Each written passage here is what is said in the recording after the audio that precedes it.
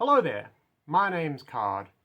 I'm a long-time progressive community organiser and activist, and today I just wanted to briefly talk about a relatively obscure reactionary dog whistle that's been around for just a couple of years now, as well as what it really means and who's using it.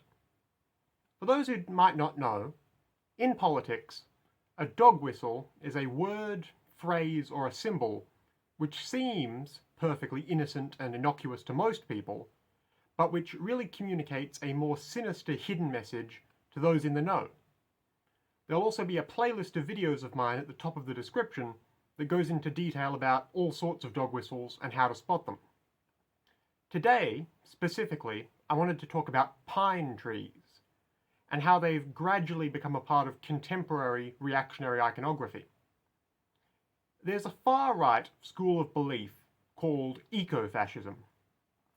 Broadly speaking, these are people who try to obscure the fact they're essentially just run-of-the-mill neo-Nazis by incorporating a lot of seemingly pro-environment stuff into their messaging.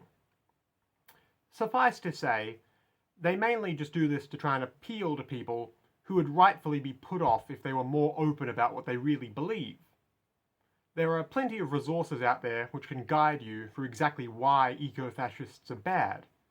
But today, I just wanted to quickly give a few pointers about how to spot them.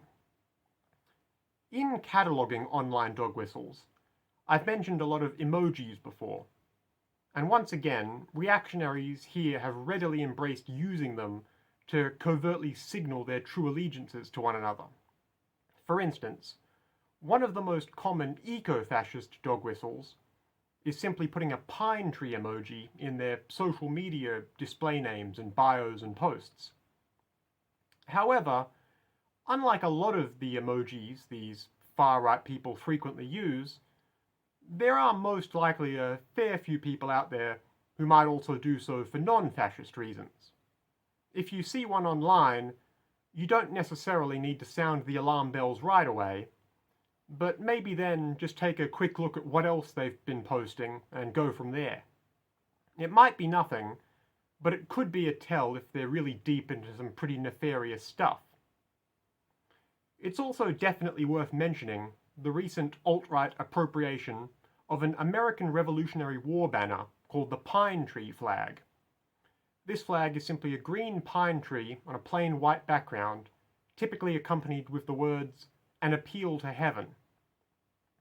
A lot like the yellow snake, "Don't tread on me" Gadsden flag, this is another symbol from the 18th century that modern hardline conservatives have rediscovered and started using.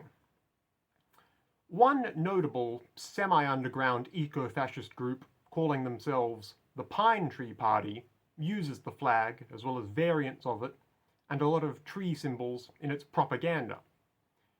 They've been around for a few years now, recruiting online and explicitly encouraging their members to perform violent accelerationist acts of terror.